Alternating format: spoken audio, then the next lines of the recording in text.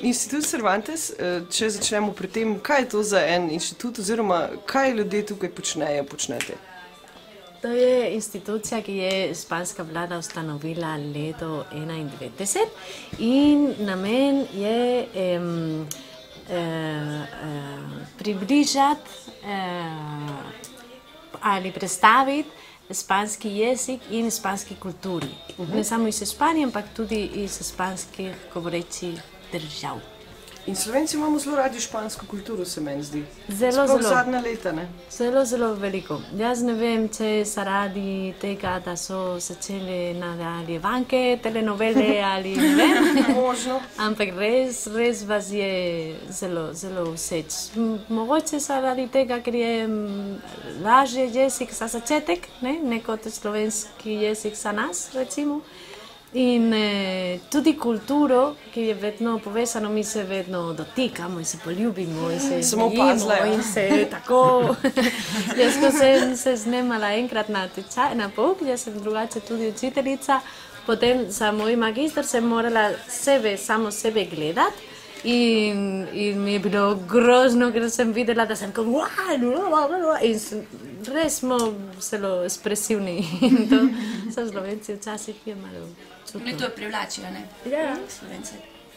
Kaj bi tebe pritegnalo v španščino in to, da si šla to študirati, čeprav vem? Ja, prav veš, ja. Ja, glih to, po mojem. Da je romanski jezik, ki mi je blisko všeč, pa da ima ta kultura tudi, mislim, nekaj bolj južnjaškega, bolj sproščenega, veselega, več sonca ima Španija. Mi imamo po eni strani povezano z jezikom, imamo izobraževanje za učitelje, to je, imamo letni seminar, na katerem pridejo učitelji iz cele Slovenije, pa še iz Hrvaške, pa iz Beograda tudi. In imamo še poleg tega druge manjše seminarjev. Imamo tudi kulturni dejavnosti, zato da dajemo možnost Slovenci, da lahko so se stiko z nami, z našo kulturo. In na to mi imamo, poleg tega festivala, ki je veliko, imamo tudi en teden španskega kina v kinodvoru, ponavadi se naredi jesen. Pa tudi Noches de Bohemia, to so naši literarni noči, ki Irena zelo lepo pripravlja vsakič in je zelo sproščeno. Zelo pridna, je stroj dela. Ne vem, če so...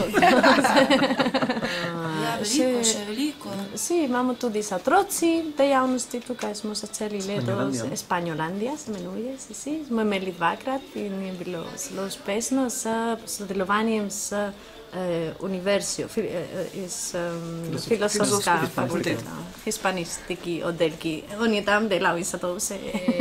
Obstajajo skoraj 80 centrov po celem svetu, tako da to je... Na 4 kontinenti. Ja, seveda. To je ustanovila španska vlada zaradi tega, ker je bilo veliko zanimanje in zdaj več in več se govori o medkulturni dialog in da se mi med sabo bolj se spoznamo in to je naš namen. Institut Cervantes se odpri v vsako državo, kadar država prosi, je vrsta tam, ker to je ogromno projekt, ne odpred še centrov, tako da Slovenci so zelo srečni, da smo tukaj. Kar je najtek pomenilo, imamo tudi dele, izpite, s kateri lahko, recimo, tisti, ki se učijo španski jezik ali pa so kadarkoli živeli v Španiji, pa znajo špansko, pa nimajo nekega certifikata, nima nekega uradnega potrdila, da bi se lahko izkazovali po, recimo, različne službe, če zaprosijo, ali pa za fakultete, ali pa če grejo v Španijo, celo tja delati, pač mi to nudimo pri nas, da lahko to pravi 2-krat na leto. Zdaj 16. maja pa 14. novembra je. In to diplomo pridobijo, naredijo ta izpit in to za celo življenje jim traja in to je super stvar. Je pa tudi na 3 nivojih, 4 nivojih imamo in pri nas to vse nudimo, imamo veliko knjižnico, da za priprave tudi na svete nudimo. Da lahko pogledaš pretekli izpitov, pa tudi lahko poslušaš ustno materijali in tudi dobiš preko interneta rešitev. Vse imamo. Skratka, zelo modernizirani ste. Ja, seveda. Pa je verjetno veliko študentov španščine tukaj. Kar dejansko, pa tudi kar dobro sodelujemo z univerzami in tudi šolami, prihajajo k nam tudi velika skupina. Da jim predstavimo centra in kaj tukaj nudimo. Kakšno učno uro tudi tukaj. Tudi spletni stran od Instituta Cervantes je zelo bogata, ima veliko materijalov za vse. Za učenje španščine od otroci do zrasli, tudi za učiteljev, tudi za ljubitelje španščine, tudi za prevajalke, za hispaniste nasplošno, veliko materijalov so tam in tudi ko pridejo iz drugih centrov in to tukaj pokažem, ne? Poleg tudi vse našo knjižnico. Tudi kakšne filme imamo, projekcije tule, pa študentska gledališka skupina ima tule vaje. Tako nudimo prostore dejansko tudi za kakšne takšne namene, recimo, ki so v skladu z našimi. Se pravi, da imate odprta vrata za kogarkoli, ki ga zanima španščina oziroma špansko. Do 6. pa zaprete. Odprta, potem je pa za VIP.